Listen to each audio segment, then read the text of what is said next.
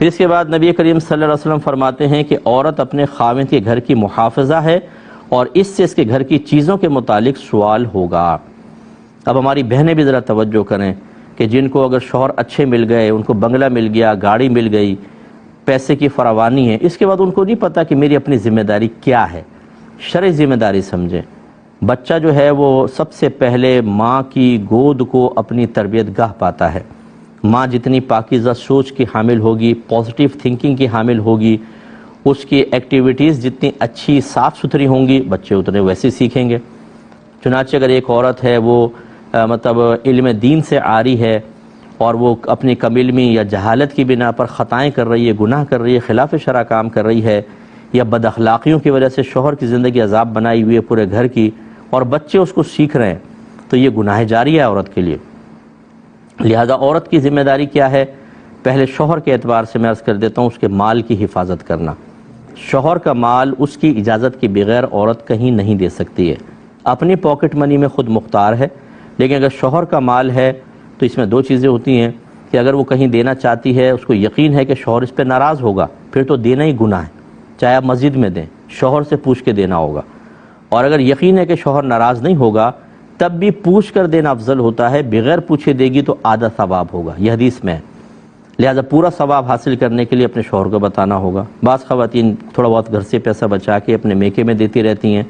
اپنے ماں باپ کی، بہن بھائیوں کی مدد کرنا کوئی بری چیز نہیں ہے، لیکن اس چوری کی طرح کے انداز سے کرنا اور شریعت کے اس تقاضے کو ملحوظ نہ رکھنا، یہ سمجھ لے شوہر کے مال میں امانت کے بجائے خیانت کا ارتکاب ہے، اور اس پر بھی بہنوں کی گرفت ہوگی۔ دوسری عورت کی ذمہ داری ہے اپنی عصمت اور عزت کی حفاظت کرنا۔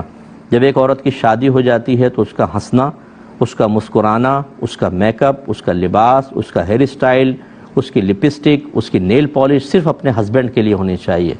اگر ذرا بھی غیر مردوں کے لیے کیا اس نے، غیر مرد سے مراد کو اجنبی نہیں، آپ کے کزنز جو ہیں، میل کزنز، یہ بھی آپ کے لیے نامحرم ہے۔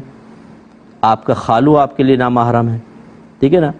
اس طرح آپ کا پھپھا آپ کے لیے نامحرم ہے۔ اگر کوئی اور رشتے سے حرمت کا نہیں ہوتا تو بعض اوقات ایسا ہوتا ہے کہ خواتین میک اپ وغیرہ کر کے شادی بیاہ میں جاتی ہیں، تو جس سے میل کزنز ہو، بھئی آج تو بہت اچھی لگ رہی ہو تم، آج تو بہت خوبصورت لگ رہی ہو، بھئی کیا تم نے ہیئر اسٹائل، خوش ہو جاتی ہیں، وہ بانچیں کھل جاتی ہیں ان کی فوراً، اور نیکسٹ ٹائم جب وہ جاتی ہیں اور بند سنور کے تاکہ دو تعریف جملے ملیں۔ اس میں کبھی شوہر کی بے ذوقی کا بھی بڑا دخل ہوتا ہے، اس کا انکار نہیں ہوتا کہ وہ اپنی بیوی کی تعریف کرنے کے لیے تیار نہیں ہوتا۔ اگر بیوی بند سنور کے تھوڑا سامنے آئے کہ شوہر دو جملے بولے اور آنے لگے، ارے ہٹو بھئی نیوز دیکھنے دو ذرا، شوہر نے تعریف نہیں کی، لیکن جب وہ شادی میں گئی تو کزن نے بڑی تعریف کی۔ عورت تعریف کی اکثر بھوکی ہوتی ہے، اس طرف مائل ہو جاتی ہے۔ شوہر نے کھانے کی تعریف نہیں کی، مہمان انگلیاں چاٹ رہے ہیں، بھابھی کیا کھانا بنایا ہے آپ نے، بھابھی کیا کھانا بنا، بھابھی چوڑی ہو رہی ہیں، خوش ہو رہی ہیں، اور پھر وہ ان کے لیے خاص غیر مردوں کے لیے نیت سے کھانا بنا رہی ہے کہ دو تعریف جملے آئیں۔ اچھا، کھانا بنانا غیر مرد کے لیے کوئی حرام نہیں کہہ رہا ہوں، مطلب کہنے کہ توجہ شوہر کے بجائے غیر کی طرف جانا، اس میں بعض اوقات شوہر کا بھی دخل ہوتا ہے۔ اس لیے میری بہنیں برا نہیں مانیں، اگر آپ نے تیاری اپنے لیے کی ہے یا اپنے ہسبینڈ کے لیے، ٹھیک ہے۔ اب اگر آپ شادی بیاہ میں گئی، کسی نے کوئی تعریفی جملے کہہ دی اور دل میں خوشی بھی محسوس ہوئی، اس میں آپ کی گرفت نہیں، کیونکہ آپ کا قصد و ارادہ یہ نہیں تھا۔ لیکن اگر قصد و ارادہ یہ ہو کہ فلاں مجھے دیکھے اور میری تعریف کرے، سمجھ لیں آپ خیانت کی مرتکبہ ہوئی ہیں۔ اسی طریقے سے اگر کسی غیر مرد کی طرف آپ کا میلان ہو جاتا ہے اور آپ اس کے تصور میں رہتی ہیں، یا اس سے بعض خواتین دوستیاں کر لیتی ہیں فیس بک وغیرہ کے اوپر اور غیر مردوں سے چیٹنگ چل رہی ہوتی ہے، یہ شوہر کی امانت میں خیانت کا تصور ہے۔ اور پھر بعض تو اللہ تعالیٰ ہماری ایسی بہنوں پر کو ہدایت بھی عطا فرمائے، رحم فرمائے، کیونکہ میں ایز اے مفتی ورک کر رہا ہوں، کتنی خواتین ایسی ہیں جو زنا کی مرتکبہ ہو جاتی ہیں، کیونکہ وہ کسی سے دوستی کرتی ہیں، پھر وہ آگے معاملہ بڑھتا ہے حتیٰ کہ زنا تک پہنچ جاتی ہیں، اور اس میں تو پھر برود قیامت شوہر کھڑا ہوگا اور خاتون کھڑی ہوں گی، اور جس شخص کے ساتھ یہ معاملہ ہوا اسے بھی کھڑا کیا جائے گا، اور اب احتساب ہوگا۔ نبی کریم صلی اللہ علیہ وسلم جب مجاہدین کو بھیجا کرتے تھے تو بعضوں کے گھر میں پیچھے کوئی نہیں ہوتا تھا، تو وہ جاتے ہوئے اپنے کسی دوست کو کہہ دیتا تھا کہ بھئی میرے گھر والوں کا خیال کرنا۔ ابھی لیڈر کا کام ہوتا ہے کہ وہ نفس و شیطان کے تمام راستوں کو بند کر دے، حالانکہ وہ سب سے پاکیزہ دور تھا۔ تو نبی کریم صلی اللہ علیہ وسلم نے فرمایا کہ جو اپنے کسی دوست کو، بھائی کو اپنے گھر والوں کی حفاظت کے لیے چھوڑ کر جائے اور وہ اس کے اہل خانہ کے ساتھ کوئی خیانت کرے تو بروز قیامت انہیں سامنے کھڑا کیا جائے گا اور اللہ تعالیٰ اس کا بدلہ دلوائے گا۔ اس لیے تھوڑا سا احتساب بہت ضروری ہے، ہماری بہنیں اپنا احتساب کریں۔ اسی طرح سبزی والے سے گفتگو، قصائی سے گفتگو، فلاں سے ہنس کر اور اس کو مطلب یہ کہ اس کے ساتھ نرمی کے ساتھ گفتگو کہ کسی کے دل میں خواہ چور پیدا ہو جائے اور اس کے دل میں شر پیدا ہو جائے، اس میں احتیاط کرنی چاہیے۔ میں یہ نہیں کہہ رہا ہوں کہ ڈنڈا اٹھا کے مارے، میں یہ نہیں کہہ رہا ہوں کہ بہت ہی سخت لہجہ رکھیں، لیکن اتنا بھی نرم نہ ہو اور ایسا بھی رویہ نہ ہو کہ خواہ سامنے والے کا دل جو ہے وہ مائل ہو۔ مرد حضرات کا ویسے دل بڑا کمزور سا ہوتا ہے، کوئی عورت اگر دیکھ کے بھی چلی جائے وہ کہتا ہے شاید میرے کو کمال ہے کہ متاثر ہو گئی، دیکھ کے گئی ہے مجھے۔ عجیب ہی مطلب یہ کہ وہ فوراً خوش فہم مبتلا ہو جاتے ہیں۔ ایسے ہماری بعض بہنیں جاب کرتی ہیں مختلف جگہ، اگر آپ کی شرعی مجبوری ہے جاب کرنا تو آپ کو شریعت منع نہیں کرتی، لیکن اب جاب جہاں پر آپ کر رہی ہیں وہاں پر اگر غیر مردوں کے ساتھ ہنسی مذاق ٹھٹا اور مطلب یہ کہ دیگر معاملات، اس کی کس نے اجازت دی تھی؟ یہ اگر ایسا معاملہ ہوا یہ بھی ایک خیانت کے پہلو اس میں بنتا ہے۔ نبی کریم صلی اللہ علیہ وسلم نے فرمایا کہ کوئی عورت اپنے شوہر کی اجازت کے بغیر کسی غیر مرد کو گھر میں داخل نہ ہونے دے۔ اجازت کب ہوگی کہ جیسے کوئی کزنز وغیرہ ہیں، دیگر ہیں، مہمان آ رہے ہیں تو شوہر نے کہا بھائی ٹھیک ہے آنے دو، الگ بات ہے، وہ پردے میں رہ کے بٹھائے، ورنہ سرکار نے منع فرمایا۔ اب ہماری خواتین، ہماری بہنیں بعض اوقات اس پہ توجہ نہیں کرتی ہیں۔ کالج، خصوصاً جو جدید دور کی بچیاں ہیں، کالج لائف میں ہوتی ہیں، سہیلیاں ہوتی ہیں، پھر وہ آپس میں ملنا، شوہر کے ساتھ آ گئی ہے اور کزن سے ہنسی مذاق ٹھٹا ہوتا ہے، اور اس میں بعض اوقات پھر وہ اگر شوہر شریعت کو ملحوظ رکھ کر منع کرنے لگے تو اس کو تنگ نظر کہا جاتا ہے، اس کو دقیہ نوسی کہا جاتا ہے۔